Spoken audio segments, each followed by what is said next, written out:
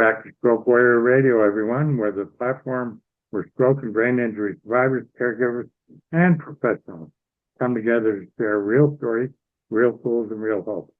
If you're new here, I'm Ralph Cortese, stroke survivor and founder of Stroke Warrior Radio. We say it all the time here at Stroke Warrior Radio. Catch the wave. Warriors achieving victories every day. And today's conversation is a perfect example of what it really looks like in real life. Today, I'm honored to welcome back one of my first ever interviews, Louise Harris. Yes. All right. And you're in Great Britain, correct? In the UK, I am. Well, when we first spoke, you shared your story with honesty, courage, and vulnerability, and I appreciate that. But as anyone listening knows, recovery doesn't stop after the first interview or first therapy or whatever. It evolves, it deepens, it changes. And today we're going to talk a little bit about what life looks like, continued recovery, identity, purpose, and Louise's growing advocacy work is stronger than stroke. This is a follow-up, and sometimes these conversations are the most powerful. Louise, welcome back. Hello. It's good to be back, Ralph. Yeah, I always love talking to you. So let's get into where we're discussing what's going on with you. Where are you in your recovery today? Still in the very realms of it. So let's just say, as we both know, every stroke is different. But I'm recovering from a left brain blood clot, 5 TIAs, and a center brain bleed. Why am I still, as all of us, no idea. However, let's go back. So what I do know about my recovery is I'm not just going to connect, because every area is completely dead. So mine is all based upon neuroplasticity. But I'm doing good. I'm walking. I'm doing. My right side is still really heavy, and I'm affected right side, which is my dominant side, which that's almost like a double whammy. Yeah, it is. Well, whether I'm supposed to be rude or not, but there's nothing worse than trying to wipe your own ass with the opposite hand. Yeah, exactly. That's a great way to put it. That's so funny because so many of us aren't told all those little things. As you get through it, you find out little things like cleaning out your ears or shaving with the wrong hand or, Yeah. those little things are affected. And remind us, how long ago was yours? March the 13th, 2023. So you're a newbie. I am in comparison to a lot of people, and I was someone that I felt totally well, look, and it was only because my right arm, I put a cup on the table, went to pick it up, and it just flew off to the right. So I walked into hospital, and by the time I walked in, my right toes kicked the curb, one thing after the other, and I felt so well, but it was I could only guess that it was the motherboard of the body, which is the brain. I've never heard it described that way, but the brain is a motherboard, isn't it? Uh, um, what I watch your videos all the time on social about the exercises you do and that kind of thing. What are most of the recovery parts that are still ongoing for you? All of them, really, because my right leg, like many stroke survivors, I describe it like this. The right side of my body became like, especially arm and leg, like two wet noodles that I had no control over whatsoever. So what I can tell you today, I've still got wet noodle arm and leg, but I'm now putting weight. I can put weight on them. So I, I can position my leg where it needs to be. But as you know, still work in progress. Yeah, it's a daily test sometimes. Um, what surprised you the most about your recovery? What surprised me the most? Drawing on those reserves that I didn't realize I had, you know? Yeah. digging deep into myself, because the one thing I know, no one's coming to save you. And I am a survivor that I've been on my own. I don't have this family around. I don't have the comforts of other people. If I want those comforts, I've got to go looking for them, which is what has motivated me to get up and film my, like I do for Instagram, get up and film that exercise. Sometimes now I'm actually going back and filming things because I feel really passionate about helping those that are so stuck in the dark area of this. Um, it's as you know, Ralph. It's really devastating place to find Yeah. yourself. Even 10.5 years, I have those moments that it's just, I want to break down and cry, But And where do you see your growth now? where do I see my growth? I'm not, whatever the growth is, I'm not giving up. So I suppose I don't think like that. That where those areas are like anybody, we want to come maybe not back to who we were, but we'd love to just have everything working like it should. I'm just accepting every single day that I open my eyes, Ralph. And what I've managed to do at this point, my growth is this. When I wake up now, whatever the thought is going to be, the first thing I put in there is thank you. I just take my life like that. Thank you for allowing me to wake up. So, Good point. yeah, so my growth is take each day as it comes and just be so grateful that I'm still alive. I love it. I love it. What invisible recovery work continues for you? Could you say that again? What invisible recovery work What? continues? All of it. I think most of my recovery is still okay. I can walk. People can look at me and think, oh, she's okay. But I feel that the majority of the work that has been going on is inside, not on the outside, you know, Very complete much so. on the inside. Because when you have this, and that's the hard bit, isn't it? Because we can't see, and it's not like our bodies illuminate like a traffic light. Because if they did, we'd have all done something about what was going on the inside. Yeah, exactly. It's a brain injury, isn't it? So Yeah, it's underneath that skull. It's inside that is doing the repairing. yeah, exactly. I'm curious.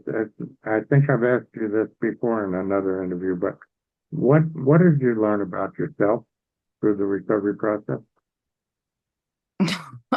What have I learned about myself?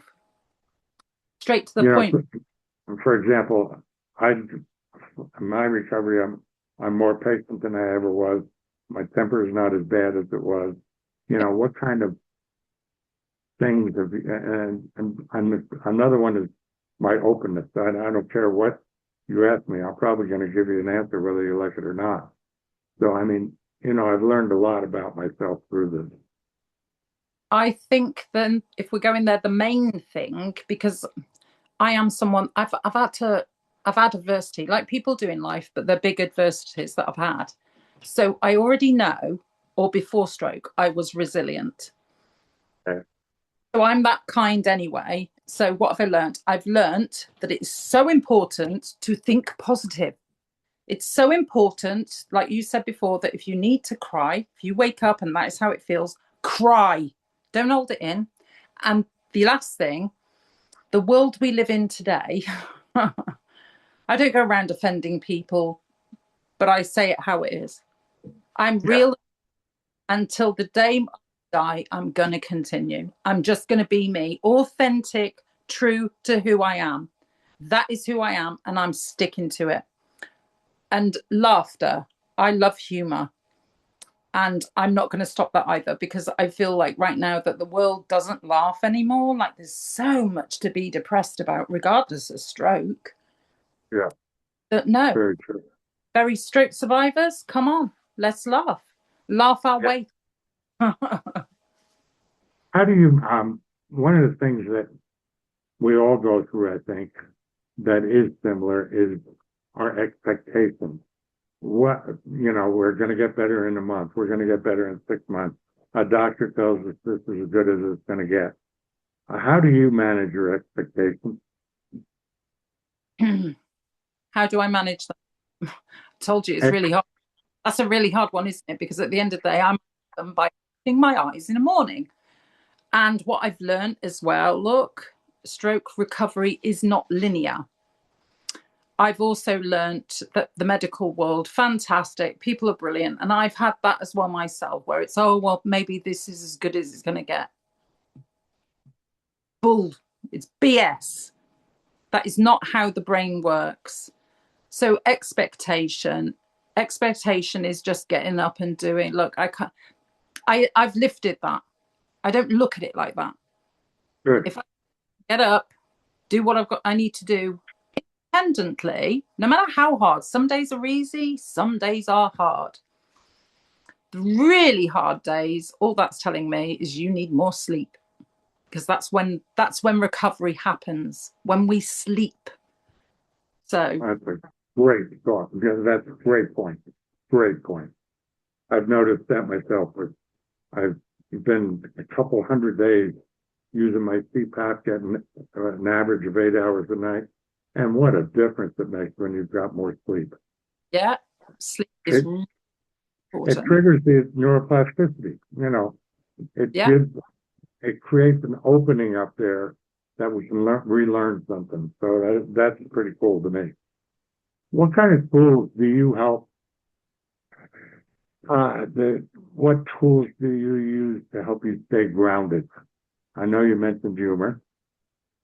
Me, it's music. It's it's working on the radio. What other tools do you have to keep you grounded? Well, exactly what you said. I'm a huge lover of music, and that can be seen on some of my videos posted. Even the specialists that, are around me at times, they've actually said, you look more natural when you're dancing. Right. So, but again, music is really good for your brain waves, isn't it? So it all comes back down to what that brain loves. And what I've learned is it does not like negativity. It loves positivity. It loves sleep. And mine loves music. I'd rather listen to music than turn the telly on. Yeah, I agree. And most of the TV anymore is just ridiculous news. So, I mean, it, you don't need that negativity. Yeah. Um, are you still learning more about yourself every day? I mean, Oh how, gosh. yeah, the emotional journey. Yeah, of course. And like I said, when I'm fit, I'm not invincible. I do have days that I wake up, everything's heavy. Just there's no moving forward with recovery, because I'm not feeling light. I'm feeling heavy, just heavy in my thoughts, heavy in my body. And again, it just comes back to it's that, isn't it? It's learning to stop because I'm a go, go, go, go, go. It's learning to slow down. And when you've learned to slow down, you've also learned it's okay.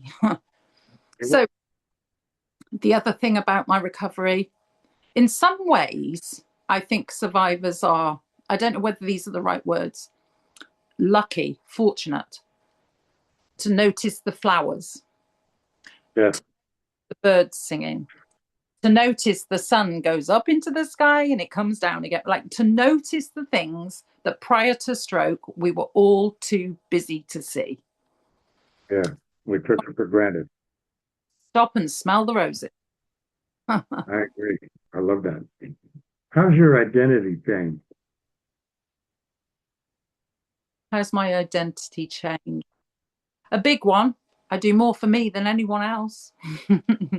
Where prior to this, maybe I did, you know, I love helping. I love helping people, which obviously is showing through now in what I'm doing to help others lift them up. So that's another big thing. Putting myself first, Ralph. Yeah, yeah. That's the biggest thing for me, I think. how does when well, let's go into why did when did advocacy become so important to you, As and why? soon as I got home, because when I was in hospital, that's what I needed. Like, you know, how does this work? Can we get out of this? So, and what I'd learned is that the staff, this made me so comfortable, but nobody had any advice about it, you know. And of course, early days as well, it's all about getting you up and getting you this and trying to get you walking like the central nervous system takes such a battering. But that is important, obviously, doing that. But I just couldn't find the answers that I was looking for. So I spent a lot of time on my phone in the hospital looking, you know, looking through everything, just searching strokes, recovery, everything. And I just nothing was landing. There was nothing. So I read a book in hospital that somebody had passed to me, which was written by another stroke survivor, Sass Freeman, she's called. And when I read that book, the thing that stood out to me is, believe it or not, I am not somebody that would have, I'm not like someone that would get there, pose for a photo or want to be in video. That is not my personality. Some people find that hard to believe because look, I'll talk to you like, but that is not what I was about. But in that book, it said about take a little video of yourself or a photo, like just mark the occasion, do it with your vulnerabilities, look, because a month, 2 months, 6 months later, you as the survivor don't see the progress you've made. So that in my head, and plus, don't forget, I've searched the internet for something out there, and I just thought there is nothing. So I just thought if I go home and I record myself, it would do several things. One, it would drive me to get up and do the exercise, because as a survivor yourself, you know that when it happens, the last thing you want to do is get up. Like you, Yeah, everything's, exactly. nothing's working. You can't balance. Like it's such a battle, isn't it? So that's what drove me to start advocating, making my channel on Instagram and just posting. And it did Yeah, lots for me, for myself. And I just thought, my brain says I'm a caring, empathetic girl. If it helps just one other survivor out there to see the light of day, to search the internet and actually see, oh, there is someone doing this, it will just, hopefully, it will just make them realize that we can do this, guys. It's hard, the hardest thing I've ever done, but it's possible. And that's where it started. good, cool. What I know, and I had a very hard time going out in public, Yeah. going shopping, going to work. What, and I blame it on a lack of confidence and fear and a bunch of other things. What Yeah. gave you the confidence to actually speak up? Well, like how you've just out, because when I was in hospital as well, knowing myself, and I was like that is, oh my gosh, don't forget, like I said, I was on my own. How am I going to go out in public ever again?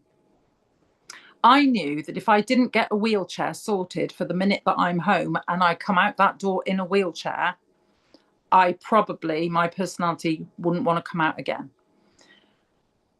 So it was scary. Yeah, It was really, as you know, really scary. But I went, but look, I laugh.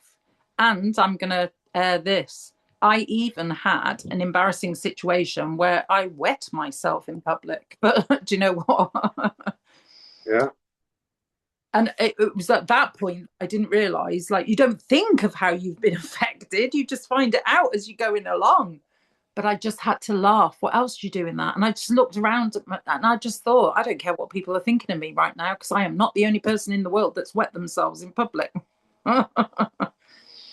So exactly. yeah, it was Exactly. just taking it on the chin and go out. And like fear, can I just say, you said a fear. This is the deal I made with myself in hospital. I didn't know this was going to happen. If I knew it was going to happen, I'd probably been absolutely petrified, but it did. The one thing I'm not going to do is I'm not going to be born and we're all going the same way. Humans, we all go the same way. I'm not going to make my journey about worrying about it happening again. I'm going to get out. I'm just going to live. I'm just going to smile, enjoy taste, enjoy things. Just I'm going to make the most of it. Love that. I love that. What what drew you to do stronger than stroke? And explain to people what stronger than stroke is first. But what drew you to do that? So obviously, look, I had to give my job up. So I just want to say that my job was a full-time accountant. um, Now I'm in this position that I can't do this anymore. So started obviously with the videos and then stronger than stroke. Stronger than stroke is exactly what the words are telling you. Stronger. We're stronger than stroke, which what that equates is that there's life after stroke. So, where your head just goes. And like I said, I can't help myself. I always think of the crowd. I always think of how many people out there that are doing this. So I'm thinking of all those others out there, community, coming together, like other stroke survivors. The conversation we have, I absolutely understand you without us even talking because you've had a stroke. So because I live in a stroke body too, I get you. I know what the struggles are. The outside world, people that haven't been through that, and as much as even like doctors, nurses, all of them, unless you've had a stroke, you can't completely understand it. You can have empathy. So stronger than stroke is just, again, not to sit in the dark days. I mean, we've got to grieve. Everyone's got to grieve, which is a weird thing because you're grieving for yourself, but you're still living. It's a weird phase to go through. At the end of the day, though, what is your choice? It's very minimal, isn't it? So let's be stronger than stroke. And that's what it was. So I just started playing at home log, made a logo, and just so I just want to bring everyone together. I want everyone to be able to talk and not shy away. Those that are in the vulnerabilities, don't want to go out in the world. No, this world is ours too. So yeah, that sort of drove me to just so stronger than stroke. As you know, I've got a podcast running now. And it is about that, and it's about a bit real and raw as well. I don't want to play a game to a rule book. It's just we're people, we're real, we're only here for so long, regardless of stroke. So in a way, a celebration of how you move on from it. And it definitely is. I mean, the shows that I've listened to, they're honest, they're real. Um, it, and that's why I like doing this because, people are going to say something that's going to go, somebody else is going to go, aha, that's something I should know. Yeah, It really is. How does advocacy show up for you now? I mean, to me, every time I talk to another stroke survivor or a therapist, I learn something about my recovery. I learned absolutely. something positive or negative Yeah, that maybe I should have done it that way. Well, how does it show up for you? exactly that. Exactly as you're saying, Ralph. The more you talk to other survivors, the more you learn. I learn something from every single one that I talk to. And it is that as well, isn't it? It's just back to that. We still count. We still matter. And I'm a big one on things like my beliefs personally are that, the body was designed to heal. And so I'm one with quotes as well, look, which is the body can withstand almost anything. It's your mind that you have to convince. And that's a big thing for me. When we're in a negative space, look, not much will happen. But once we can move past that, it's amazing what can happen because the body is amazing and it's designed to heal. What, um, tell us about how people can find Stronger Than Stroke first off. Um, the podcast at the moment, we're playing on Spotify, Apple, Apple Podcasts, Amazon Music, Castbox, Google Pods. It's so I think it's pretty easy to find. And again, it's moving into. I've already reached out, so it's not happening yet, but it's also based upon bringing others in. It's I don't want it to be all. It's not all about me. It's a space of bring everybody. So I've already got a handful of stroke survivors that have actually created something, whether it's writing a book or just something that's of interest. They're going to be coming on and talking about this. Then what else? I don't want. It's that the vulnerability of stroke. I want people to push past that if they can. So that's what the podcast as well. Come on, come and talk to us, because even though we sound like this, we've been through it. It's not like I can go out the front door and walk around the block yet. I'm still not there. So yeah, just community, bring everybody out, learn from each other. Yeah, I agree. What message do you want survivors to hear most by doing their podcast or your recording? Well, that's the other point, is asking them, what do they want to hear? We can talk, my co-host Myra, we can talk till the cows come home or until fatigue hits that much that we can't. But that's what we want to hear. Those that are so many, what I'm learning is so many people feel so lonely. They might have a whole house full of family, but they feel so lonely because no one understands them.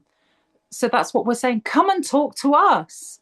Come and listen and come and talk to us. And if you want to hear about something, ask us. If you want to hear about fatigue or how we're coping with it or how it affects us, just to feel relevant, we'll talk about it.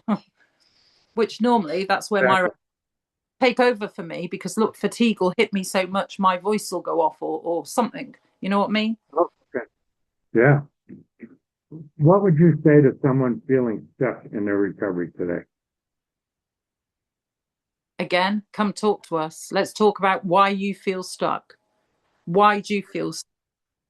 Explain things, and then maybe from that we can, we can give little ideas. So I just have to say, the people that I've come across so far with that's one side obviously doesn't work, the other does. So I'm like this. Even if you use your good hand and just pick your right one up just 5 times, even 3, it doesn't matter, even once, Yeah. even for the day, Great point. And the interesting thing too, that I've always appreciated about you is your NHS system, your national health system. When therapy's over, it's over. You're on your own. So, I mean, I admire the fact that you do so much therapy at home on your own. yeah. Because the NHS system cuts you off. I mean, I'm pretty lucky. 10 years later, I still qualify for PT on my insurance. So, I admire what you do with exercise and how you work so damn hard to recovery. I do. What do you, Sorry, I go just ahead. wanted that the actual reality there for me with the NHS is, when I went home, you're supposed to get 6 weeks recovery, 6 weeks physio. And for me, they never showed up. So I was getting an OT there, and I had a group of people that were coming 3 times a day to make sure I've got something to eat, whatever. But it was when they were coming to sign me out of the service that I actually went. I thought I was supposed to get physio. And they went, oh, yes, you are. And it just was where my name, I'd slipped off the list. Look, they did come in the end. That led me, though, I met the clinical lead neuropsychologist, not for me, just in a meeting. And I worked with her in the end. She asked me to join in to be part of the training for the stroke staff of my area. Would I go along and do a Q&A? I jumped at that because of the fact that, look, I'm a communicator and I just wanted to hear what they were saying versus me. All I can say, it's not down to me. It was part of what was happening anyway. But they've actually now changed. You would only get 6 weeks. In my area, 2 counties, they've actually now changed it to where you get 6 months. Because Wow. Yes, what they weren't incorporating were things like taking the survivor out if it's in a wheelchair to the supermarket, getting that survivor over the threshold of the home, getting them out to give them more encouragement to do things. And that's a big win-win, because that was not on the plate or on offer when I was doing it. I was also, look, prior to all this, I was a gym user. So look, it was that I was always an active person. So I've been highly motivated, look, and I know it's down to myself to do. But I am glad that I've done what I've done, which is I record and give it out there for others, because that is what's kept me motivated. That is what kept me motivated. What do you wish you had known earlier? I wish I'd known more about what stroke is. I didn't. It was only until I was in that hospital and found that the right side of my body felt like concrete had been poured in me. I wish I'd known more about neuroplasticity. There's so much. I wish there were more people that were telling you that you can get through this. It's not a no. My neurologist in the end told me that your brain is always, always trying to heal. And I knew myself that the human body goes through 6-week cycle, and it's a healing cycle. So every 6 weeks, it naturally tries to heal something. So I suppose educating yourself on the rhythm of the body, So yeah, I wish I knew. Yeah, that makes a lot of sense. How do you define progress today? Not wetting myself. No, it is though, isn't it? It's not having to change clothes again. Right. But again, like I said, what is progress? It's simple for me. It just boils down to waking up for another day and making sure that day is beautiful, whether my body wants to go with it or not. Doing something. And how do you, one of the things that I see a lot of us do is we try and do an exercise and we don't achieve the result of the exercise. How do you get through those emotional letdowns to go ahead and do the exercise again tomorrow until it keeps getting better and better? How do you get through that? To just let go of everything and believe, because the body is an amazing piece of kit. Belief is being positive in yourself. Be positive. Don't let slip into your brain, oh, it's not happening, there's no point in doing it, because that's it with recovery. It doesn't show itself because we can't see the inside of the body. And if there's some days I can wake up and I feel, most stroke survivors will know this, that you can get up and think, wow, I feel quite connected today. I'm getting to the bathroom without tripping over. But the next day could be totally different. You could feel like you've absolutely gone backwards.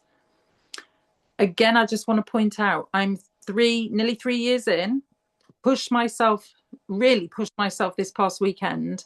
It's taken me a week. And what I've realized with it, sleep. If it's not working as good as it was yesterday, sleep. And it will get better. Yeah. I like that. Anything else you want to add today, Louise? Just give hope for stroke survivors, because again, my heart is, I just think about those that are stuck in the darker side of this. There is light at the other side of the tunnel. You've just got to believe. And this is why advocacy, like you, Ralph, let's bring them all together. Don't sit in the quiet. We are a quiet army. That is what we are. And we can celebrate. We can celebrate the wins, because look, yesterday your finger wasn't moving, but today it is. That's our talk. That's our cup of tea. Good. Louise, thank you for coming back and sharing what recovery looks like over time. For those who are listening, if today's conversation resonated with you at all, Please share it with someone who needs hope and belief. Louise, again, where can people learn more about your advocacy and Stronger Than Stroke? So, as we've just mentioned, it's Stronger Than Stroke podcast. Stronger Than Stroke is on Facebook. I've also got my Instagram, which is gr8.sassy survivors. So that's where I am right now. Very cool. This is Ralph Cortese with Stroke Warrior Radio. Remember, you are not alone in this. Catch the wave. Warriors achieving victories every day. Thank you, Louise. Thanks, Ralph.